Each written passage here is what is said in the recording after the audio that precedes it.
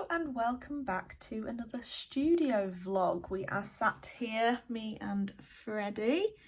I thought I would bob on, and the first thing I was going to tell you was my kind of big decision to order my pin design. I did mention that I'd started designing a pin for my upcoming collection, which is going to be mushroom based, and I did a lot of design work on that. So I've designed a mushroom, a fly agaric pin, and I basically had an oval behind it because I didn't want to pay for the cutouts, because the more cutouts you have, when it's not just one solid kind of shape, the more expensive it is. So I was trying to avoid that. So I created this kind of oval behind my mushroom design.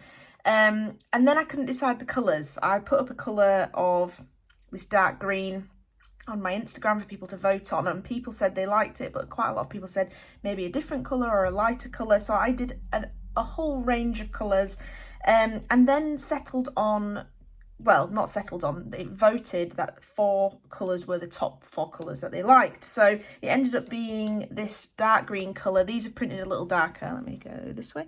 A dark green colour, a bit of an olivey green colour, a teal, and then in between that was kind of a greeny teal colour. So not tons of difference between the colours, but that was kind of the colour options. And I just couldn't, every person I was asking liked a different colour, and I don't know, I was finding it a really hard time to figure out what colour should be the background. And then when we shrunk them down to this size, because this is the size the pin will be, it just looked a bit too much. It was too much going on. So we took the colour away, and this is what again, these are printed very dark, so this is not the accurate colours, but this is what the printout of the kind of just the mushroom would be, with 2 little cutouts. Now, I just prefer it. I think it looks way nicer. I think it'll be a much nicer pin. And so I've paid the extra to have the cutouts, and that's what I have ordered. I then designed a backing card that would kind of bring those colours back in, all the different colours that I suggested, and it just looks so much better on that. So let me spin you round, and then you can see on my screen what I'm kind of talking about. So as you can see there, that is the pin on the backing card. That's kind of what it will look like. And hold on, that's the backing card just by itself, and there's the pin. So I went on here and I designed some extra bits, like, let me close this group down. Hold on, what's this? Yeah, let me close that group down a second. So I designed some bits, like there's an ellipses, I don't know if you'll be able to see that, just in the top there.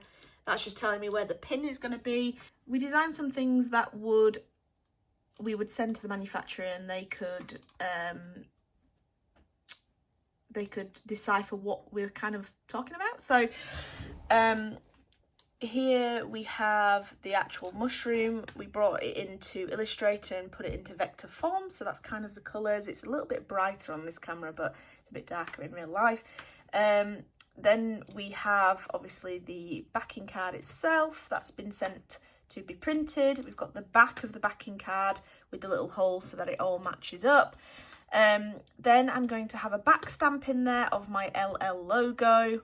I thought it would be too small on this particular pin because of the surface area to have the Lucy Locks Art Miniatures writing, so that's kind of what we're going for.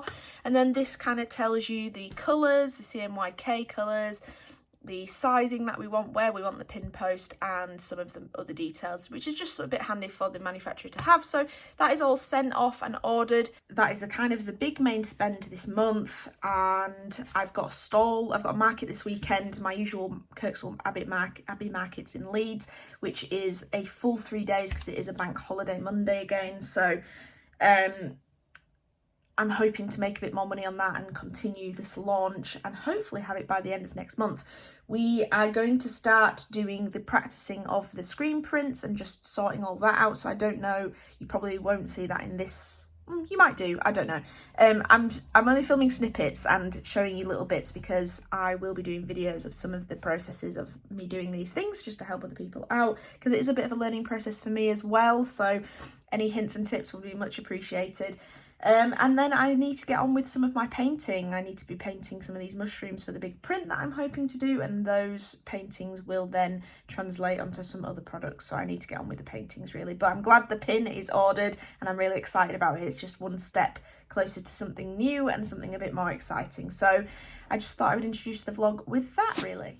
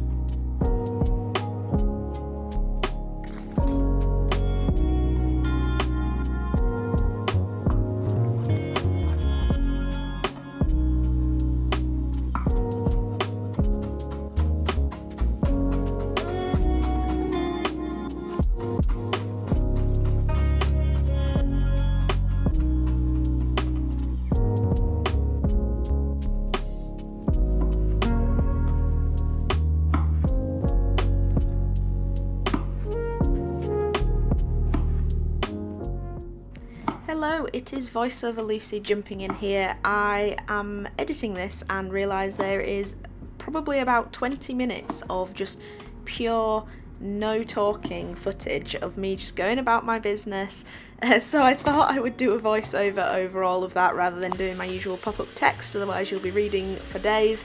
And I know some people prefer a bit more talking. I don't know, let me know in the comments below. So I get a mixed review. Some people prefer lots of talking, some people prefer just music over, you know, doing things. So do let me know what you prefer, because I'd like to appeal to the masses. But as you can see, I am making some dinner. We've recently started doing Gusto. We did HelloFresh for a while and it was good, but we just felt like a lot of the meals were very much, you know, a bit of veg, and that's about it. And most of the time a meal would be carbs and one piece of veg. It wasn't the best.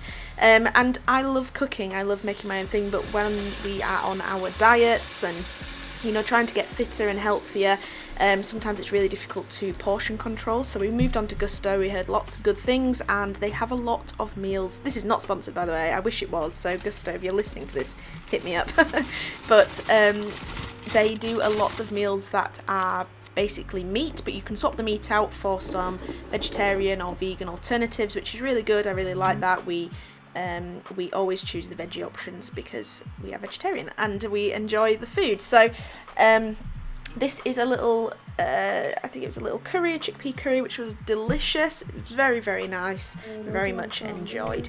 But moving on to the working week then, I mentioned earlier that we had a market at the weekend, so there's going to be a lot of market prep in here. This is me just filling in some of my health trackers on my bullet journal. I like to start off with that every day and just make sure it's filled in. I've got my to-do list done, and I know what I'm going to be doing and aiming to get done during the week. It's just very, very helpful, highly recommend.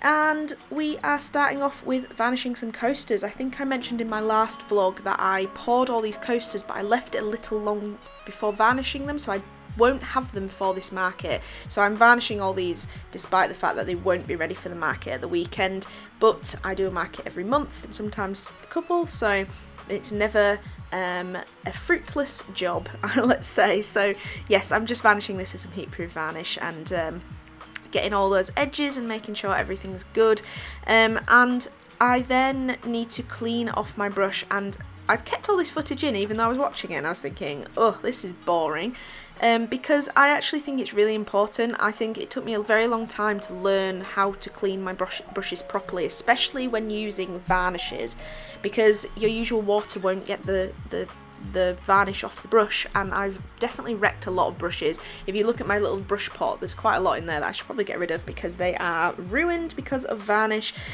So I actually read the back of the varnish and there's this this pot of varnish. It's like a turpentine-esque sort of thing. It's definitely not odourless, so do be careful with it. But I can't remember the name. It's like K1800 or something like that. And I just use that to rinse off the mass of the varnish within the bristles. And then I have, I think it's a Da Vinci, either a Da Vinci or a Van Gogh bar of soap. But it's a special soap that takes away oily substances, so it's really good for washing your brushes out when you are using oil paints, and especially washing your own hands as well, because this varnish and that thinner strip all the oils from your hands, and this is really, really good for just moistening them back up. And I highly recommend a little bit of hand cream as well.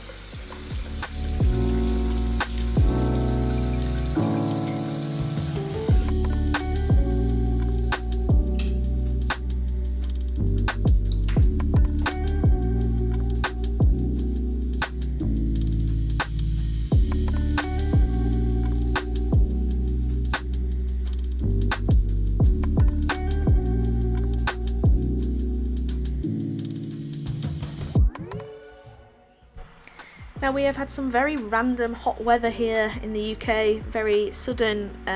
This time last year we had a lot of heat waves, but this year it's been a lot wetter, but suddenly we've had like a week or two of intermittent, very hot days. Now our cat, he's an indoor cat, but he does love to roam about the garden quite a lot, and we've gotten used to his harness. As you can see, he willingly puts it on these days, and he pops off and he doesn't have any trouble walking in it like he used to. He definitely used to flop over like many cats do. So we like to let him out, you know, once a day, or, you know, whenever we are outside where we can watch him, because he does sometimes chase bees and things, which is obviously not very good, and we don't want him to sting himself, so we let him out when he's under supervision, basically. But I wanted to show you picking some of our veg. So we've not been in this house a year yet, but we have had a lot of veg and things from the garden, and I wanted to show some picking. So we've had this celery plant. It's a bush celery, not so much a stalk celery, so you can eat the leaves and the stalks, but the leaves are so strong. But I wanted to show our big bush. I actually ended up chopping this fully back so that I can make room for some new veg, and I'm just stacking it in our new little basket for harvesting. And as you can see in the back there, there's some carrots and things. And then this is our mass of spinach. We've had so much spinach from this, I can't actually quite keep up with harvesting it. It's a bit crazy. So we've had a hell of a lot of spinach, and we've ended up actually having to freeze some of it because it is just so mental. Same with the what did I just call it? Celery, that's the one. The same with the celery, we've had to freeze quite a lot of that, but that's only one of 2 plants that we have out there of celery, so I'm really trying to keep on top of it. But our freezers are currently very full with produce. But the garden's produced quite a lot, and considering we've not even been here a year, we've got a lot in there. We've got onions, garlics, rhubarb, we've got 3 apple trees, 2 of which we have espaliered to the back fence. We have peas currently, so we've got kale, all sorts, and this is purple sprout and broccoli, so it's similar to tender stem. It's really good. As you can see, a lot of it's gone to flower, but we've had a hell of a lot of harvests, and as I'm editing this, there's still some new heads being produced out there, so really excited to get the last of that off. God, this is really manic, isn't it? I've really gone through filming. So anyway, this is the same day, but it's the day before the market at the weekend, and it's a 3-day market, so we wanted to test fit and get everything out of the shed. So I don't leave any of my stock in the shed, just my displays and the boxes, but I wanted to test fit my new car, because obviously I've got a new car. This is the first time fitting all the store stuff in, and one of the major reasons for getting a new car was to fit it into the back. My old Corsa, we would really struggle. It would be a massive squeeze. My gazebo would have to go in at an angle, which would stop all the boxes from going in the car correctly. So we got everything out, we put most of it inside, and then we did a test fit of some of the stuff. So this is me gingerly trying to put these tables in the back of my new car without scratching anything, because I was being quite precious about it. And amazingly all fit so wonderfully. In fact, we actually had a bit too much room, to the point where things were actually rattling about a bit much and sliding about, so we're gonna have to maybe strap some bits down next time.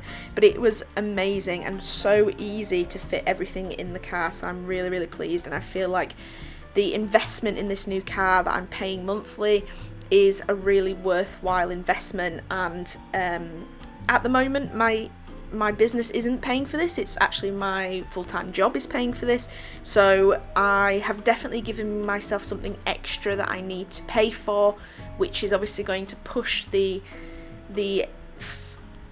time when I'm able to have my business full-time. So, you know, any sales or anything that I get from my markets or on my website, I so appreciate, because it just pushes me one step closer. So this is me just loading up the boxes. We unpack all the stock now onto my shelves so I can stock control a bit easier, and it's just such a nice way of packing everything away and seeing what we've got and making sure we have everything and all the stock is full, ready for the markets. Like I said, this was a 3-day bank holiday weekend markets, so we wanted to make sure we had everything. So we noticed we were lacking some mushroom bookmarks, so this is me printing them out and getting them cut out on my Cricut. We are always lacking my beaded spiders. They are a big seller on the market, so they were one of the priorities that we had to restock. So as you can see, there's loads of beads out here, but this is me stamping the back of the bookmarks with my branding to make sure that they're all on branding. And yeah, it was just a big mad rush of restocking at the end of that day on the Friday before the market, and then it was just a case of getting everything ready for the next day.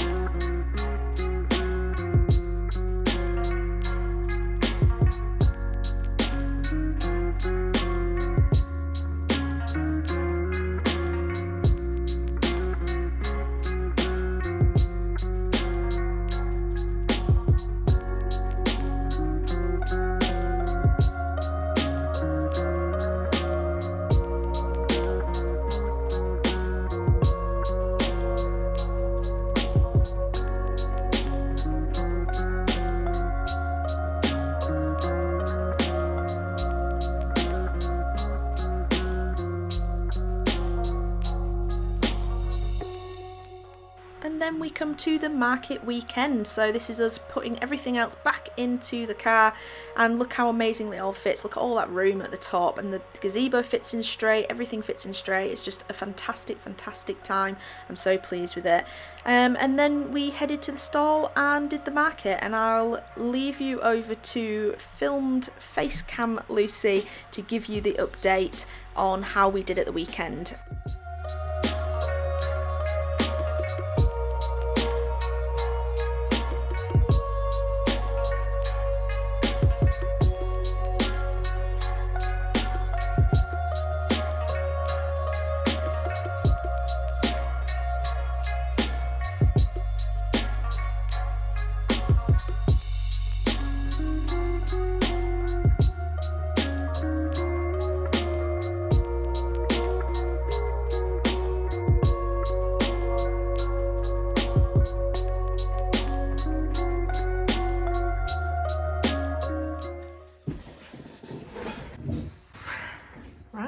Well, we are back from the weekend. It was a lovely long weekend doing the Kirkstall Abbey markets, and it was definitely an up and down weekend.